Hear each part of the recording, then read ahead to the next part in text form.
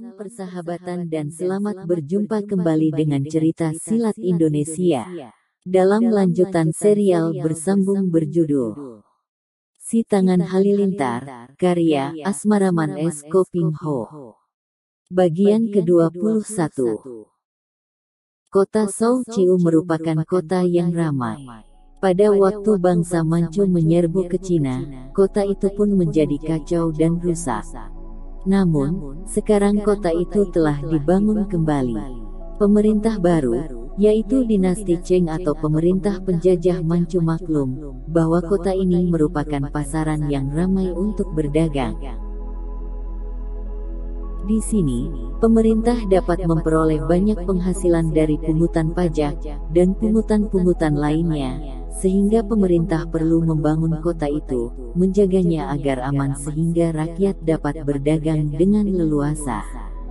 Karena semakin maju dan ramai, maka rumah-rumah penginapan, dan rumah-rumah makan yang besar bermunculan, seperti jamur di musim hujan. Di sudut barat kota itu, berdiri sebuah rumah makan besar dengan nama Hotin Jai Koan atau Rumah Makan Hotin. Rumah makan itu, selain mempunyai sebuah ruangan besar di bawah, di bagian atas juga ada lotengnya, yang memiliki ruangan cukup luas pula. Kalau di ruangan bawah rumah makan itu, mampu menampung sekitar 300 orang tamu. Maka di bagian loteng mampu menampung kurang lebih 100 orang tamu. Rumah makan Hotin ini merupakan sebuah di antara 3 buah restoran terbesar di kota Sau Chiu, dan restoran ini khusus menghidangkan masakan suku Ke dari utara. Pada pagi hari itu, suasana kota sudah ramai. Toko-toko sudah buka dan yang paling ramai adalah toko-toko besar yang menjual rempah-rempah, dan toko-toko kelontong atau toko-toko kain. Di situ orang berjual beli dengan ramainya. Pagi itu restoran-restoran masih sepi. Biasanya, para tamu yang bermalam di hotel-hotel, kalau pagi, cukup dengan sarapan bubur atau makanan kecil, yang dijual oleh penjajah makanan di depan hotel-hotel itu. Kalau hendak makan siang atau makan malam, dengan kawan-kawan yang mereka sebut makan besar, barulah mereka berkunjung ke restoran, memesan masakan-masakan yang lezat dan mahal, lalu makan-makan sambil minum arak sampai mabuk. Akan tetapi, pada pagi hari itu sudah ada belasan tamu, yang duduk di ruangan bawah rumah makan Hotin. Mereka, pada umumnya para pedagang kaya yang untuk sarapan pagi saja, ingin menikmati masakan yang lezat dan mahal dari rumah makan besar, yang terkenal di kota Sau Chiu itu. Kecuali 2 orang tamu, yang sama sekali tidak mendatangkan kesan sebagai saudagar kaya, bahkan mereka tampak seperti 2 orang dusun, yang berpakaian sederhana sekali walaupun bersih. Mereka masing-masing menggendong buntalan kain, dan kini mereka melepaskan buntalan kain dari punggung, dan menaruh di atas lantai dekat meja yang mereka hadapi. Mereka itu bukan lain adalah Xiao Beng dan Ah Siong. Setelah melakukan perjalanan, berbulan-bulan tanpa halangan di dalam perjalanan, karena siapa yang hendak mengganggu 2 orang dusun sederhana seperti mereka. Pada hari itu, pagi-pagi sekali mereka memasuki kota Sau Chiu, dan karena perut mereka terasa lapar, ketika mencium bau sedap masakan dari rumah makan Hotin, mereka segera memasukinya. Seorang pelayan menghampiri mereka dengan alis berkerut. Dia pernah menjumpai orang-orang yang uangnya tidak cukup untuk membayar makanan, pesan masakan di rumah makan itu. Maka pengalaman ini membuat dia berhati-hati. Apalagi melihat Ah Siong, yang cengar-cengir mencoba menggerak-gerakkan hidungnya yang besar pesek, ketika mencium sedapnya masakan, dia merasa curiga. Bagaimana orang-orang dusun seperti mereka, berani memasuki restoran Hotin yang besar dan tentu saja, masakannya serba mahal dan lezat. Biasanya hanya para saudagar kaya saja yang berpesta pora di sini. Belum pernah ada orang dusun makan di situ. Biasanya, orang dusun membeli makan di pinggir jalan, masakan yang murah. Kalian berdua masuk ke sini mau apakah? Sebuah pertanyaan yang kasar dan amat menghina, dari seorang pelayan restoran kepada tamunya. Akan tetapi Xiao Beng dan Ah Siong tidak merasakan kekasaran itu, apalagi penghinaan. Pertanyaan itu hanya membuat Xiao Beng memandang kepada pelayan itu dengan heran. Sobat, melihat tulisan di luar itu, bukankah ini sebuah rumah makan? Kami lihat para tamu juga sedang makan, tentu saja kami masuk ke sini untuk pesan makanan, kata Xiao Beng sambil tersenyum. Ah Siong mengangguk-angguk. Ya, pesan masakan yang baunya sedap ini. Pelayan itu menyeringai, jelas dia memandang rendah. Ketahuilah kalian berdua, masakan di rumah makan kami ini mahal harganya. Jangan-jangan setelah makan kalian tidak mampu membayarnya. Mulailah Xiao Beng merasa bahwa orang ini memandang rendah kepada mereka, tetapi dia tidak marah dan hanya tersenyum. Sebaliknya, Ah Siong juga mulai mengerti bahwa mereka disangka tidak mampu membayar harga makanan.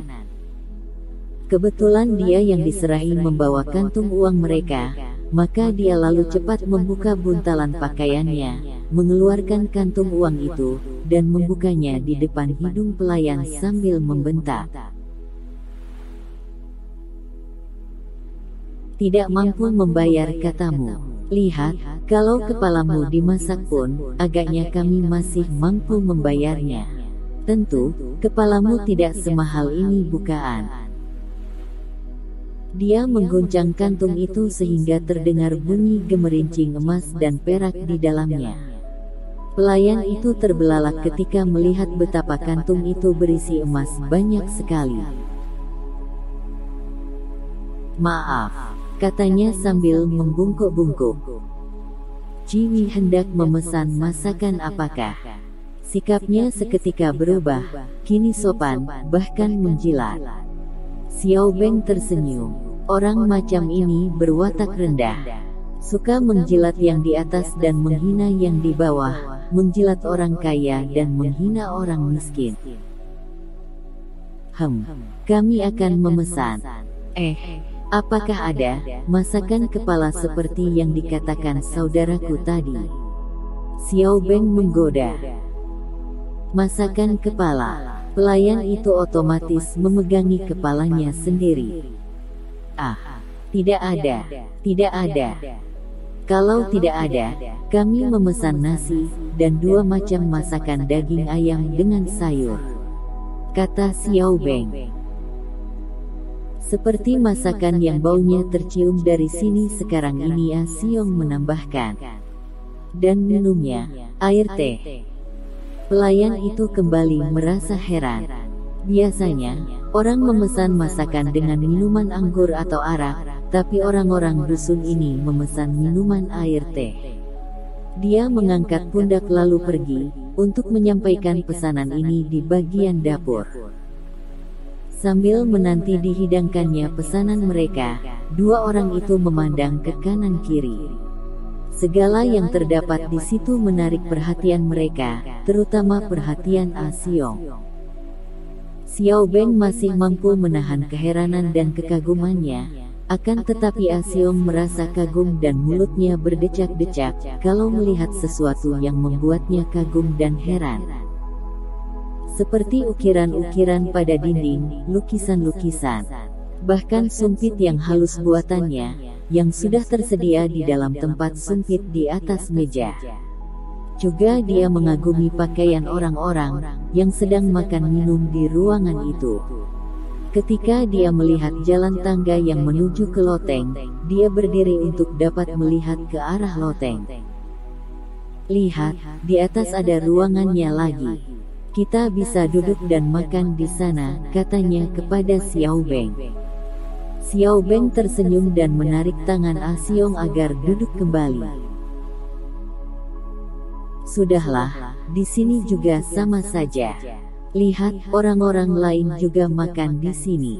Belum tentu kalau ruangan di atas itu untuk para tamu, mungkin untuk keluarga pemilik rumah makan ini sendiri. Karena Xiao Beng dan Ah Siong masih menunggu hidangan dan memperhatikan keadaan sekitarnya, tidak seperti para tamu lain yang sedang sibuk makan, maka perhatian mereka segera tertarik oleh munculnya dua orang pria dari luar rumah makan. Mereka memasuki ruangan itu, dan Xiao Beng merasa tertarik sekali karena dari langkah mereka, taulah dia bahwa mereka itu adalah orang-orang yang berisi. Dari langkah dan sikap mereka, dia tahu bahwa dua orang itu adalah ahli-ahli silat yang pandai. Tentu saja, kemunculannya menarik perhatiannya. Ah Siong yang dalam banyak hal mengikuti gerak-gerik Xiao Beng, juga segera menaruh perhatian kepada dua orang itu. Yang seorang berusia sekitar 50 tahun, tubuhnya tinggi kurus seperti bambu. Tampaknya lemah saking kurusnya, seolah tertiup angin saja dia akan terpelanting. Juga saking kurusnya, wajahnya seperti tengkorak terbungkus kulit, sehingga tampak menyeramkan. Orang kedua lebih tua, sekitar 53 tahun, tubuhnya sedang dan dia mengenakan jubah longgar kebesaran, sehingga tampak lucu walaupun tampangnya boleh dibilang bersih tampan. Yang lebih menarik perhatian Xiao Beng dan Ah Siong, di punggung kedua orang itu tergantung sebatang pedang. Menarik sekali melihat orang-orang ini berani membawa pedang di punggung mereka. Begitu terang-terangan tidak disembunyikan.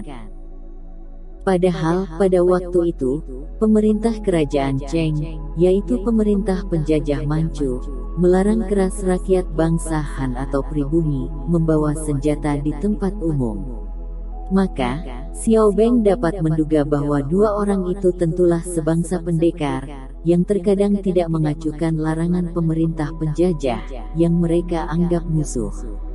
Atau mungkin juga mereka berdua sebangsa penjahat, yang tentu saja tidak memperdulikan segala macam larangan.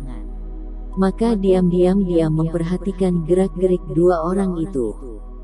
Dia melihat betapa dua orang itu celingukan, dan menyapu pandangannya ke seluruh ruangan, mata mereka seperti mencari-cari. Agaknya mereka tidak menemukan apa yang dicari.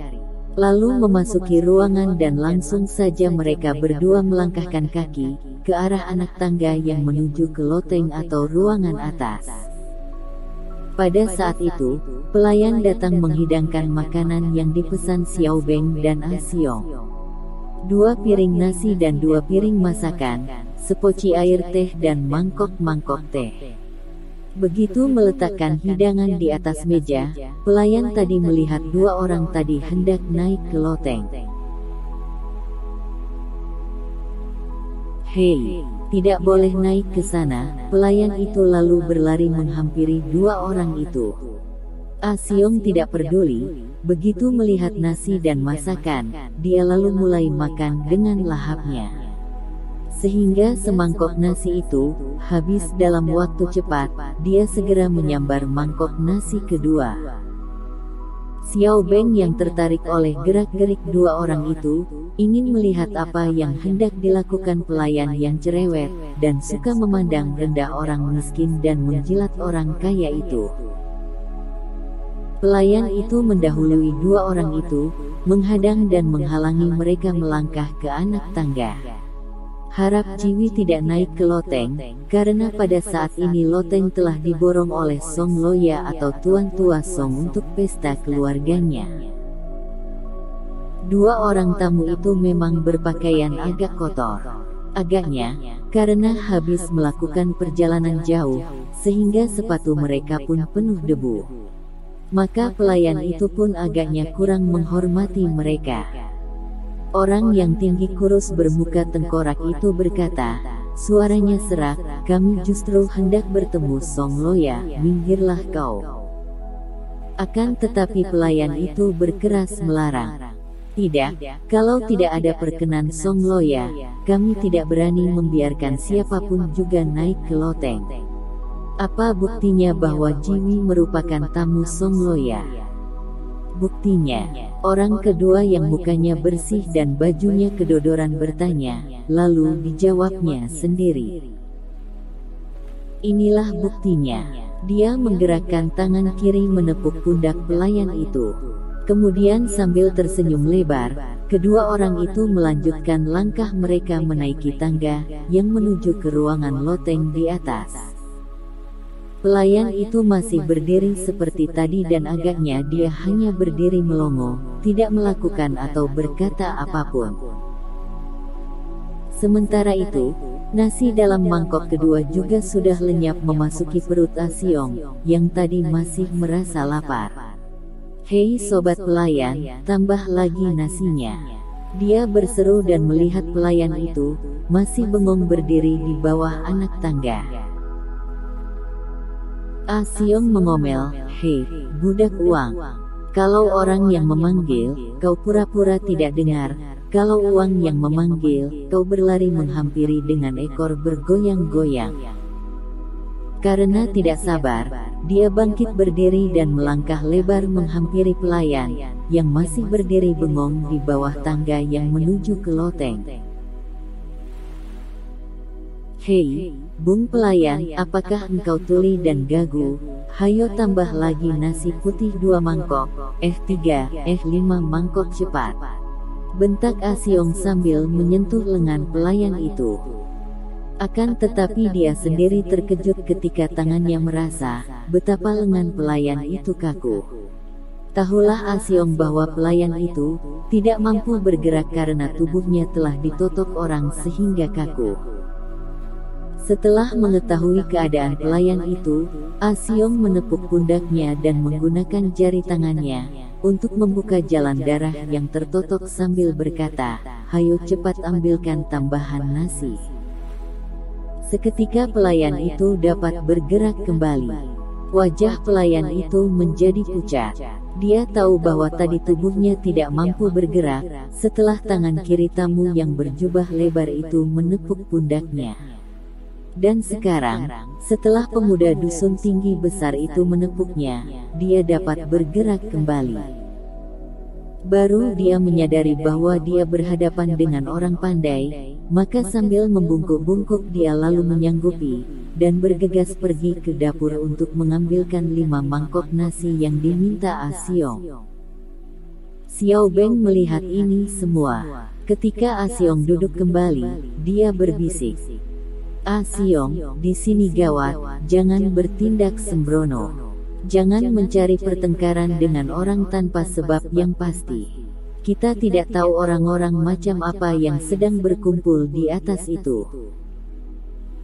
Sambil mulai makan nasi dari mangkok ketiga, Asyong menjawab, "Masa bodoh amat, asalkan mereka tidak mengganggu kita, aku pun tidak peduli." Keduanya makan minum dan seakan sudah melupakan lagi peristiwa tadi. Dari tempat mereka duduk, mereka dapat mendengar suara mereka yang di loteng bicara tidak jelas, dan hanya mendengar mereka tertawa-tawa. Tiba-tiba terdengar suara dari atas. "Hei, pelayan, cepat naik ke sini." Asyong dan Xiao Beng semakin tertarik. Suara itu terdengar biasa saja, namun mereka berdua dapat merasakan betapa suara itu didorong oleh tenaga sakti kuat sehingga mengandung getaran, dan suara seperti itu dapat terdengar dari tempat jauh. Seorang pelayan lain karena yang tadi tidak berani naik, cepat naik ke loteng memenuhi panggilan itu. Tak lama kemudian dia turun lagi, membawa sebuah kertas catatan. Agaknya pesanan mereka yang berada di loteng itu dicatat, dan itu menandakan bahwa pesanan itu tentu banyak. Sesampainya di bawah, pelayan itu berbisik-bisik kepada pelayan yang kena totok tadi. Kembali Asyong minta tambahan 2 mangkok nasi dan ketika pelayan itu mendekati dia bertanya, "Apa yang dikatakan pelayan yang melayani mereka yang berada di atas?" karena pelayan itu kini tahu bahwa raksasa muda itu bukan orang sembarangan. Dia menjawab, tadinya ada 2 orang di atas, ditambah lagi 2 orang yang baru datang, akan tetapi kenapa kini yang di atas menjadi 5 orang? Entah bagaimana yang seorang lagi tahu-tahu sudah berada di loteng.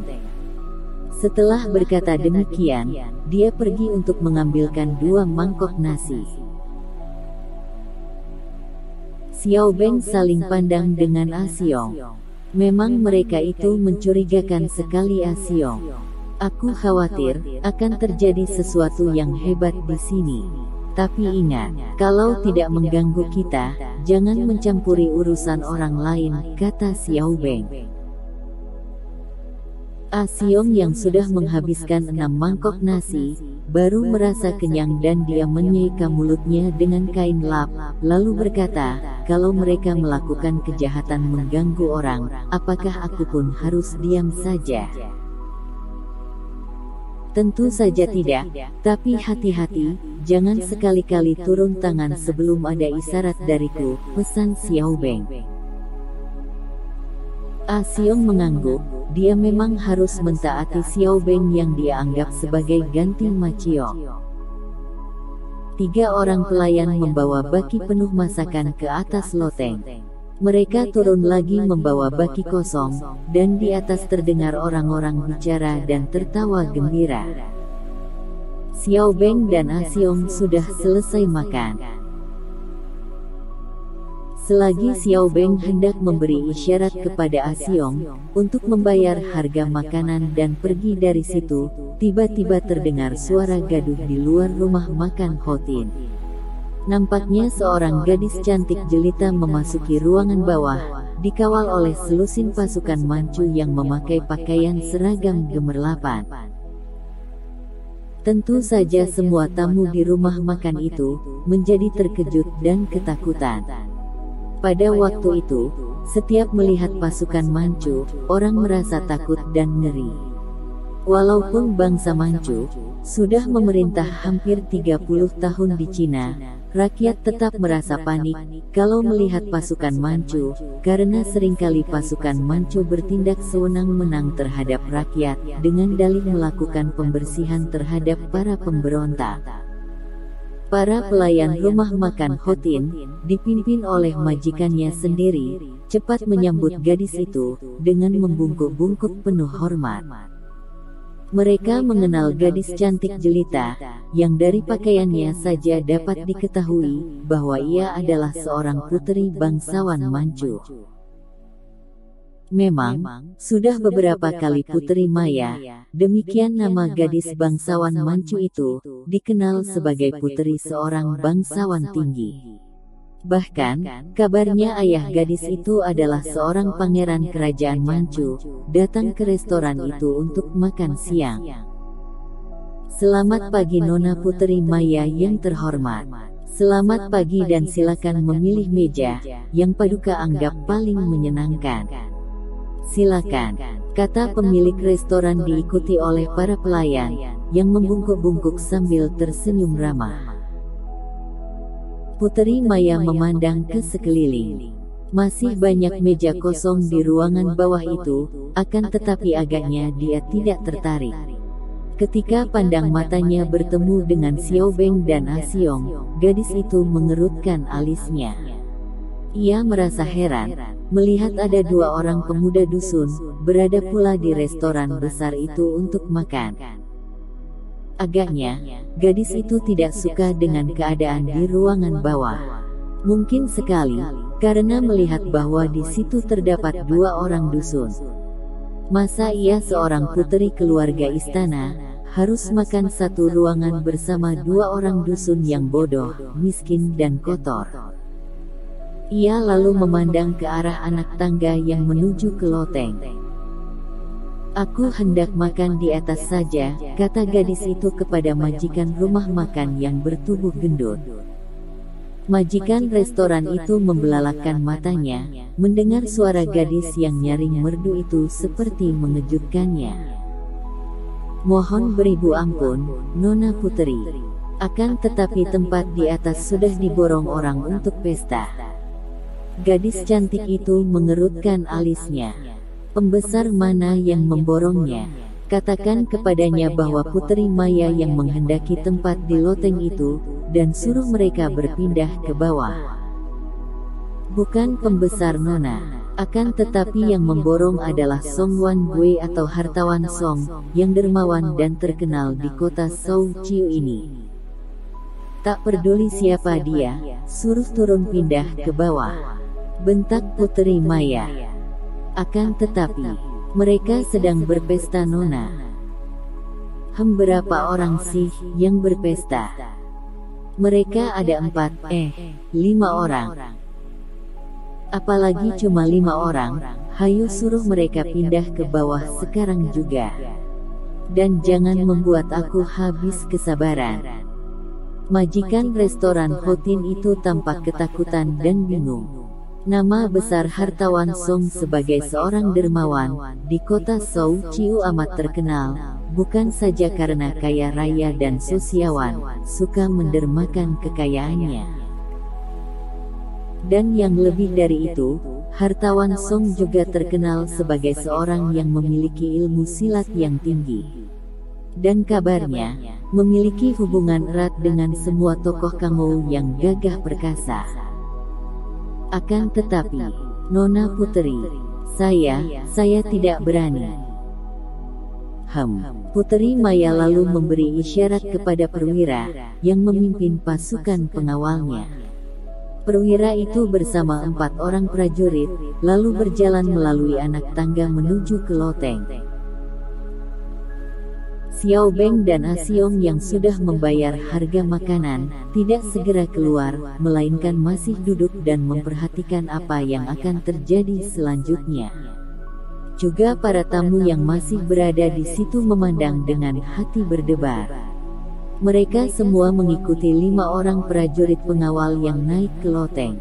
Mereka yang berada di bawah, tidak dapat melihat apa yang terjadi di atas, akan tetapi mereka dapat mendengar suara seseorang membentak. Loteng ini sudah kami borong dan kami sewa. Tak seorang pun boleh mengusir kami dari sini, sebelum kami selesai makan minum. Terdengar bentakan perwira pasukan tadi. Puteri Maya membutuhkan tempat ini, maka kalian harus pindah ke bawah sekarang juga, atau terpaksa kami menggunakan kekerasan menyeret kalian turun ke bawah. Terdengar suara tawa beberapa orang disusul suara bergedebukan, dan mereka yang di bawah melihat betapa 5 orang prajurit pengawal itu, berpelantingan dan terguling-guling turun dari anak tangga loteng. Agaknya 5 orang itu dengan paksa dilemparkan turun. Bersambung ke bagian berikutnya, pada penayangan selanjutnya. Jangan lupa untuk mengklik subscribe, tinggalkan komentar, like dan share. Agar tidak ketinggalan informasi terbaru dari kami. Sampai berjumpa kembali pada episode berikutnya.